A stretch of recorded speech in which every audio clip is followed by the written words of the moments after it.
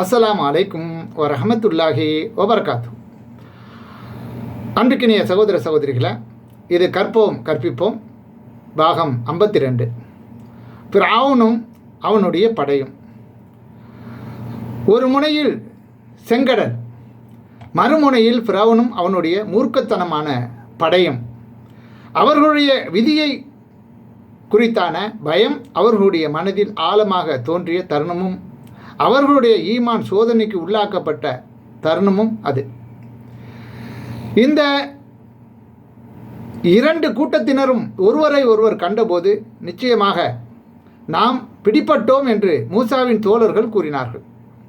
அதற்கு மூசா, ஒரு காலம் இல்லை, நிச்சயமாக என் இறைவன் என்னுடன் இருக்கிறான், எனக்கு சீக்கிரமே அவன் வழிகாட்டுவான் என்று கூறினார்கள். இதை நீங்கள் 61வது அத்தியாயம் 62வது வசனத்தில் பார்க்கலாம். அவர்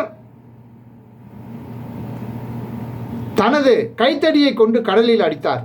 கடல் இரண்டாக பிளந்து அதில் அவர்கள் தப்பித்து சென்றார்கள். அதற்கான வழி ஏற்பட்டது. அவர்களை விரட்டி சென்ற ஃபிரௌனையும் அவனுடைய படையையும் கடல் மூழ்கடித்தது. அனைத்து தடைகளையும் தாண்டி நம்பிக்கையாளர்கள் வெற்றி அடைந்தார்கள்.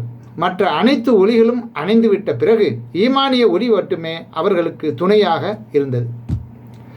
இந்த வெற்றியை நினைவு கூறும் விதமாகவே நாம் இன்று 9, 10 ஆகிய திசா அசரா ஆகிய நோன்பை நோக்கிறோம். ஆக இன்றைய நமது நிலையிலையும் அன்று அவர்கள் எதிர்கொண்ட சூழ்நிலையும் போன்றதாகவே இருந்தது. இஸ்லாமிய உலகில் நாம் எங்க நோக்கினாலும் உயிரிழப்புகளையும் பேரழிவுகளையும் தவிர வேறு எதையும் நம்மால் காண முடியவில்லை.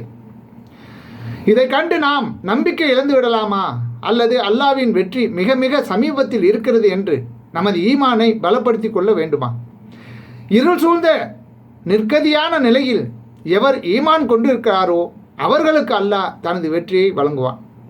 எனவே நீங்கள் தைரியத்தை இழக்காதீர்கள், கவலையும் கொள்ளாதீர்கள். நீங்கள் மூமின்களாக இருந்தால் நீங்கள் தாம் உன்னதமானவராக இருப்பீர்கள் என்று அல்லாஹ் ரப்புல் ஆலமீன் 3வது அத்தியாயம் 139வது வசனத்தில் சொல்லி காட்டுகிறான். ஆக அல்லாஹ்விடமிருந்து நாம் எதிர்பார்த்து கொண்டிருக்கும் வெற்றி எது? முஸ்லீம் உம்மத்தின் இமாம் எனும் அரணுடைய மீள் வருகைத்தான் அது என்பதை நாம் புரிந்து கொள்ள வேண்டும். இமாம் என்பவர் ஒரு கேடயம் ஆவார். அவருக்கு பின்னால் நின்று மக்கள் போராடுவார்கள், அவரையே மக்கள் அரணாக ஆக்கிக் கொள்வார்கள் என்றும் அல்லாஹ்வின் தூதர் ஸல்லல்லாஹு அலைஹி வஸல்லம் கூறிய செய்தி முஸ்லீமில் இடம்பெற்றிருக்கு. இவைகளை புரிந்து உணர்ந்து செயல்படும் கூட்டமாக நாம்